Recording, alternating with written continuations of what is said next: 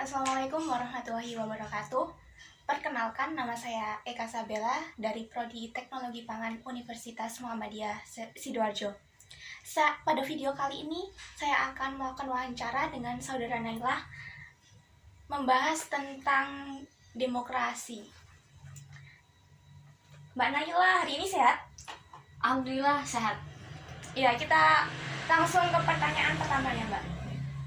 Menurut Mbak Naila, apa itu demokrasi? Menurut saya tuh ya bentuk penyampaian pendapat atau suara kita kepada pemerintahan. Gitu. Kita lanjut ke soal yang kedua ya. Demokrasi menurut Mbak Naila itu bentuknya atau contohnya itu seperti apa? Kalau untuk contohnya ya, yang saya tahu itu pemilu. Demo menyampaikan aspirasi kepada pemerintahan buat kita sebagai rakyat gitu. Oh ya, berarti kayak kita menyoblos itu juga bentuk demokrasi ya menurut Mbak Naila? Iya, termasuk sih menurutku. Ke soal yang ketiga ya Mbak Naya. Indonesia ini kan negara demokrasi. Pelaksanaan demokrasi di Indonesia apa sudah sesuai dengan landasan kita, yakni landasan Pancasila? Kalau menurut saya beberapa mungkin sudah, tapi sepertinya masih banyak yang nggak sesuai gitu. Misalnya pada proses penyampaian pendapat banyak yang harus dibungkam gitu sama pemerintah. Oh, berarti kurang bebas ya demokrasi di Indonesia itu? Iya, kurang bebas dan menurut saya belum sesuai dengan Pancasila yang ada gitu. Keempat ya Mbak Naya. Hal apa atau tindakan apa yang membuat pelaksanaan demokrasi itu tidak sesuai dengan cita-cita atau landasan kita Pancasila itu? Mungkin yang tuh kayak kurangnya kesadaran bahwa demokrasi itu penting gitu. Banyak yang nggak sadar akan itu.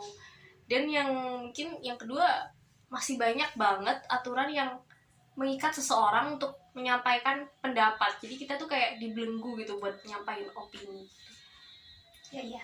Kelima ya Mbak Naya. Langkah apa yang dapat dilakukan oleh pemerintah agar nantinya demokrasi Indonesia itu dapat sesuai dengan Pancasila? Kalau menurut Mbak Naila gimana? Mungkin peraturan tentang demokrasi itu harus diperkuat dan dipertegas kedudukannya tuh dipertegas gitu. Dan mungkin bisa menanamkan jiwa demokrasi Pancasila dari usia dini. Ini penting banget buat generasi muda zaman sekarang. Contohnya mungkin lewat pembelajaran PKN dari tingkat SD sampai SMA yang pelajaran itu benar-benar efektif yang nantinya akan menumbuhkan jiwa demokrasi dalam pribadi individual generasi muda. Tuh mantep sih. Berarti PKN itu mempengaruhi banget ya jiwa-jiwa demokrasi kita itu? Iya, bisa jadi pupuk bagi generasi muda untuk menanamkan jiwa demokrasi gitu. Bagus banget loh pendapatnya. Keenam ya Mbak Naya. Pendapatnya Mbak Naila ini mengenai kasus pemberian uang kepada masyarakat untuk mendapatkan suara pada saat pemilu, pencoblosan gitu loh, pas memilih pemimpin rakyat gitu, kayak DPRD, presiden. Oh, kayak apa ya? Sebenarnya dibilang juga bingung gitu, tapi kayak apa ya? Kayak kampanye mungkin ya. Kalau kasus seperti itu kan marak terjadi dan hal itu udah kebiasaan. Kalau pemilu ya pasti ada uangnya gitu. Masyarakat mungkin mikirnya banyak yang begitu. Sebenarnya hal kayak gitu tuh melenceng dari semboyan pemilu yang katanya harus jurdil dan luber. Iya. Kalau aku sendiri nggak sepakat sih tentang kebiasaan itu. Menurutku pemimpin yang baik itu pemimpin yang hadir dari pilihan hati rakyat itu sendiri, nggak ada iming-imingnya, biar nantinya pemimpin yang dipilih juga bisa menjadi orang yang bertanggung jawab dan benar gitu. Itu sih. Berarti itu Mbak Naila nggak sepakat ya kayak gitu ya? Iya, nggak sepakat sih. Udah melenceng. Nomor 7 ya Mbak Naya.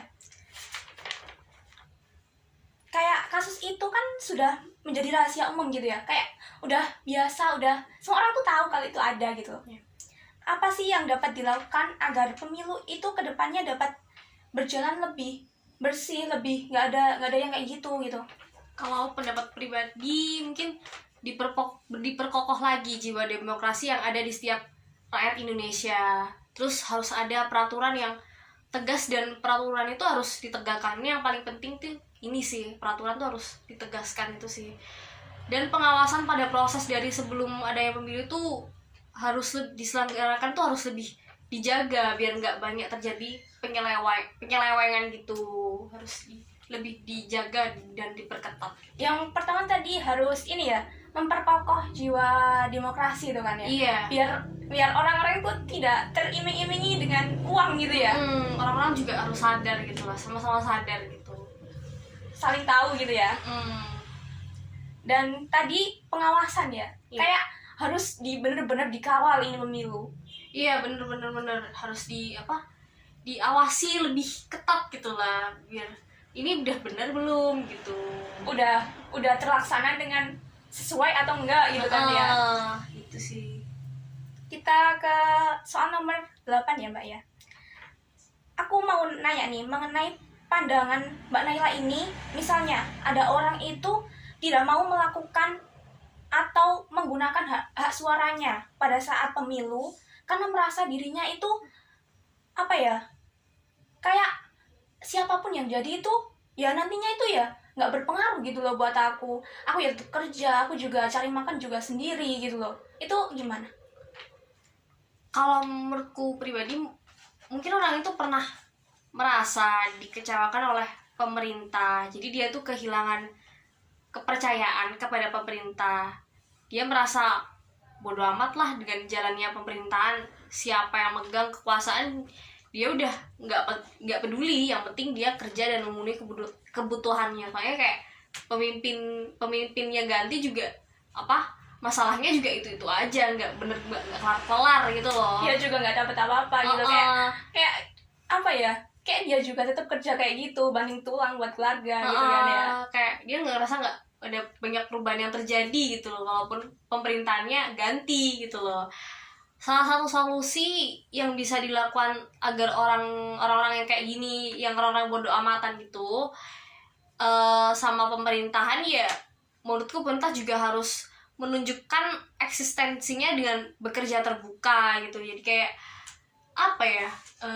ngeliatin lah kalau kita ini kerja loh buat rakyat gitu. Pemerintah harus lebih gitu, lebih terbuka gitu sama rakyat, sama adil dan sesuai peraturan berlaku, sehingga nantinya orang itu nggak ngerasa dirugikan gitu. Jadi dia ternyata sistem ini memihak orang-orang kecil gitu, orang-orang cilik gitu dulu gitu. Iya. Itu sih. Kita pertanyaan ke-9 saya. Sebagai generasi muda, bangsa, hak apa sih yang pengen kamu dapat dari pemerintah pada saat kamu melakukan demokrasi itu?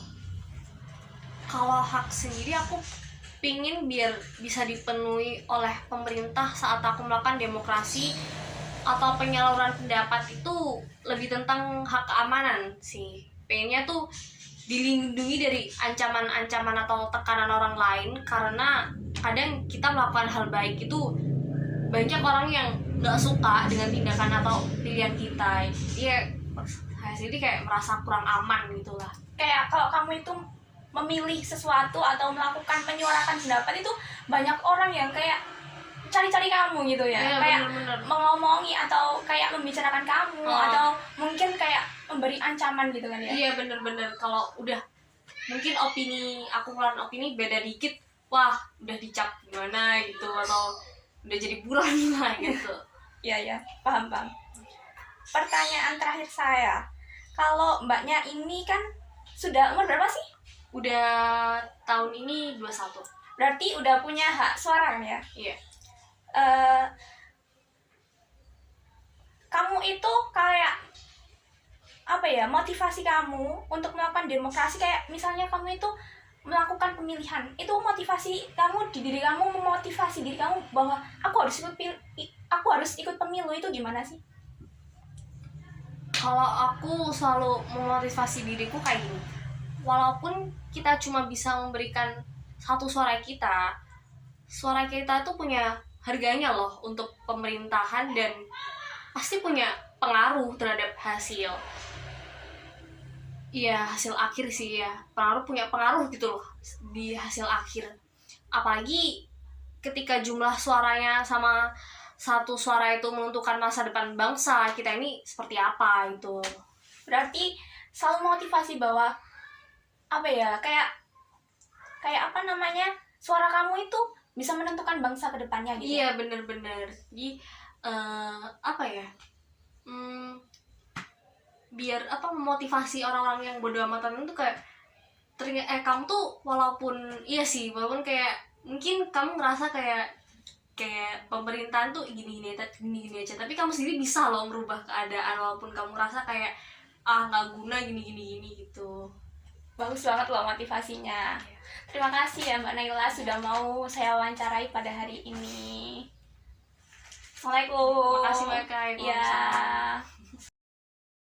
Itu tadi proses wawancara saya dengan saudari Naila sebagai narasumber pada video wawancara tentang demokrasi pada kali ini. Kesimpulan dari wawancara saya dengan saudari Naila sebagai narasumber yakni demokrasi adalah bentuk penyampaian pendapat atau suara kita kepada pemerintah. Contoh demokrasi bisa berupa pemilu atau demo. Demokrasi di Indonesia belum sesuai dengan pemerintah. Hal itu terjadi karena kurangnya kesadaran tentang pentingnya demokrasi dan masih banyak aturan yang mengikat seseorang dalam melakukan demokrasi. Agar demokrasi di Indonesia itu dapat sesuai dengan Pancasila, pemerintah dapat memperkuat peraturan tentang demokrasi dan menanamkan jiwa demokrasi dari usia dini. Narasumber juga tidak sepakat dengan kebiasaan pemberian uang pada saat pemilu untuk mendapatkan suara. Untuk mengatasi kampanye dengan uang dapat dilakukan dengan cara memperkokoh jiwa demokrasi rakyat, mempertegas peraturan dan mengawasi pada proses pemilu dan kampanyenya.